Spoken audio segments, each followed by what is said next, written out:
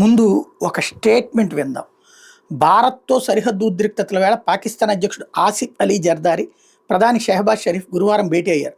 భద్రత మీద చర్చించారు. నిన్నే మనం అనుకున్నాం, వీళ్ళు అసలు ఎందుకు భేటీలు గారు, ఎందుకు అట్ట చేస్తున్నారు, భయపడి చేస్తున్నారు, అదే ఇండియాలో అయితే ఇన్ని జరిగినాయి కదా అని. ప్రాదేశిక సమగ్రత సార్వభౌమత్వం విషయంలో ఎన్నడూ రాజీ పడబోమని, ఎలాంటి దురాక్రమణ చర్యకైనా ధీటుగా బదిలిస్తామని చెప్పారు. పాక్ ఐక్యంగా తమ సైనిక దళాల వెంట నిలుస్తోందని పేర్కొన్నారు. జమ్మూ కాశ్మీర్లోని పహల్గామ్లో ఉగ్రదాడి తర్వాత వీళ్ళిద్దరూ భేటీ కావడం ఇదే తొలిసారి.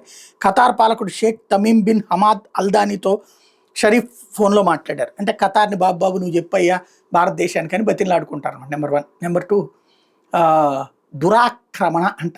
దురాక్రమణ అంటే ఏంటి? ఒకళ్ళ ప్లేస్ని దుర్మార్గంగా ఆక్రమించుకోవడం. దురాక్రమణదారు దురాక్రమణ గురించి మాట్లాడుతున్నాడు. ఎందుకంటే పీఓకేని ఆక్రమించుకున్న దురాక్రమణదారులు ఎవరు? బెలూచిస్తాన్ని ఆక్రమించుకున్న దురాక్రమణదారులు ఎవరు? గిల్గిట్ బెల్టిస్తాన్ని ఆక్రమించుకున్న దురాక్రమణదారులు ఎవరు? అదే సందర్భంలో ఇప్పుడు పీఓజేకేలో ఉన్నటువంటి ప్రాంతాలను ఆక్రమించుకున్న దురాక్రమణదారులు ఎవరు?